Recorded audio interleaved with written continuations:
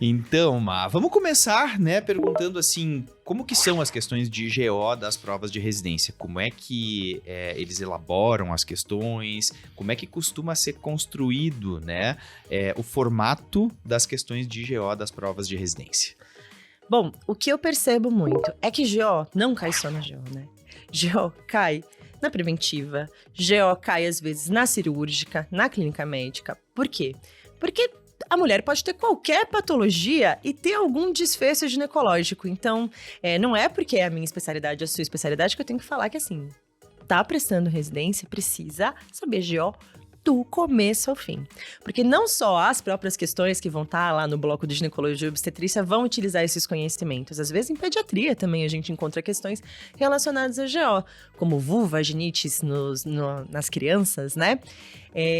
Eu lembro que quando eu estava prestando a minha residência médica, aí já faz 13 anos atrás, eu percebi isso estudando aí por conta, e como eu já sabia muito de GO, isso foi um dos grandes prós. Então, talvez uma das primeiras dicas, não é porque a gente é da GO, não, tem que saber tudo de GO. Tem que saber mesmo, isso vai com certeza colocar você na frente de muita gente. E quando a gente vai comparar o conteúdo, por mais que seja um conteúdo muito grande, realmente é muito menor que o de clínica médica, né? E de cirurgia geral, que tem várias subespecialidades. Eu acho que essa é a sua pergunta, de como que são as provas de GO. Depende muito do tipo de prova que você vai estar fazendo. O que eu vejo que mudou muito e que eu tô muito feliz é que cada vez menos se pede decorebas monstras. Então, assim, eu lembro que quando eu prestei prova, a gente tinha que saber realmente decorar absolutamente todos os epônimos, né? Hoje, cada vez menos a gente vê esses epônimos. Mais nas provas mais tradicionais, né?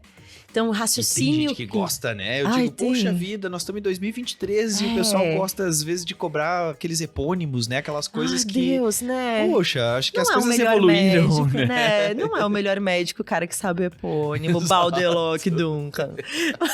Mas, assim, eu sei que IANSP São Paulo, eles pedem muito epônimo ainda. E toda vez que eu pego a prova do IANSP, eu falo, esse ano não vai cair epônimo. Tem algum epônimo ali. Mas eu acho que a maioria das questões estão começando a vir com um raciocínio clínico bem interessante. Isso. Caso clínico, né? Caso eu acho clínico, que esse exato. é o modelo ideal de prova teórica. É caso clínico, porque é o que a gente vai ver no dia a dia, né? Então tem que dar um enunciado com um caso clínico que a pessoa precisa pensar, raciocinar em cima, chegar a uma hipótese diagnóstica ou formular um tratamento, né? Uma proposta terapêutica.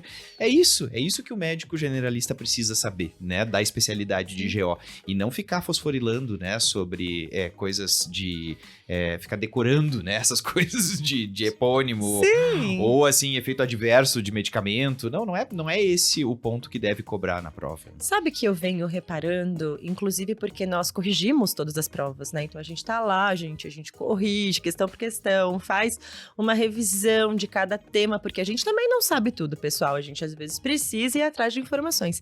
Eu venho reparando que vem caindo muito mais fisiopatologia, inclusive. Então, assim, ou eles querem conduta com o raciocínio de um caso clínico, ou eles vão pedir uma fisiopatologia. Então, tinham questões, assim, super clássicas que todo mundo acertava, tipo...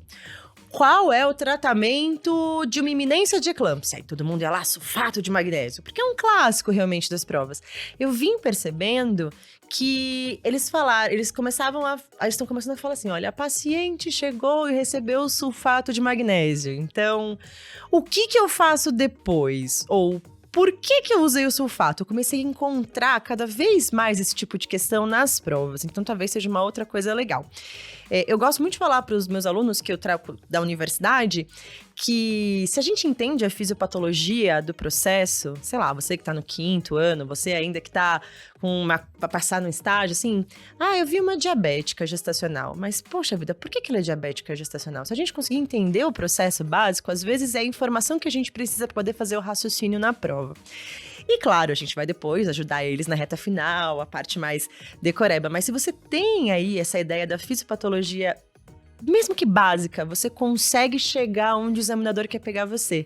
Acho que a gente evoluiu aí na qualidade das Muito, questões. muito. Sabe que assim, ó, Federal de Pernambuco, a prova do ano passado foi basicamente fisiopatologia. Era uma por uma das questões, eles davam um caso clínico, né? Por exemplo, tinha uma questão que era uma paciente no climatério, com queixas climatéricas, e aí eles perguntavam assim, por que que ela tinha o fogacho? Exato. E aí era a fisiopatologia do fogacho, sabe assim, no centro termorregulador do hipotálamo. Então era uma coisa assim, eles davam um cenário clínico, contextualizavam e colocavam uma resposta que era fisiopatologia. SOP foi assim também. Super Bom, SOP legal. classicamente cai fisiopatologia, né? A relação do Sim. LH mais alto em relação ao FSH na USP caiu esse ano. Sim. Exatamente uma questão sobre isso, né? Dizia, o LH elevado em relação ao FSH ou o FSH diminuído em relação ao LH? Não, é o LH elevado em relação ao FSH. Parece quando a gente fala isso que é a mesma coisa, mas não é, né? Sem dúvida. Então, tem caído bastante fisiopatologia e fico muito feliz também, porque é o que a gente ensina, né, Ma? É o que a gente fala no nosso dia a dia.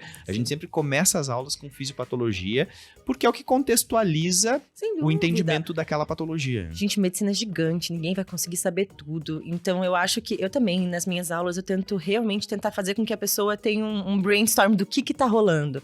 Porque não adianta, a gente não vai decorar todos os detalhes. Mas se você conseguiu entender bem o bololô ali, você pelo menos vai conseguir excluir alternativas. Mesmo que você não fale, essa alternativa com certeza, você consegue tatear, porque você, no fundo, conseguiu ter o conceito que é o mais importante, né?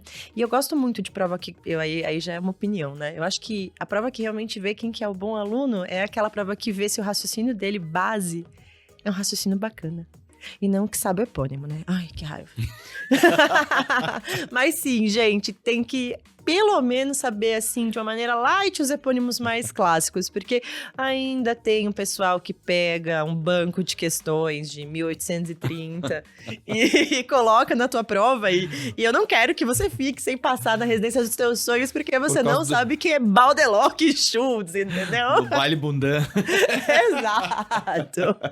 Mas tem regrinha, a gente ensina as regrinhas Opa, mnemônicas, né? Pra eles tem. decorarem isso. E é muito legal, gente, é muito bacana. Tenta entender o processo. Por exemplo, eu lembro que quando eu comecei a corrigir prova, vinham sempre questões de inibição de trabalho de parto prematuro.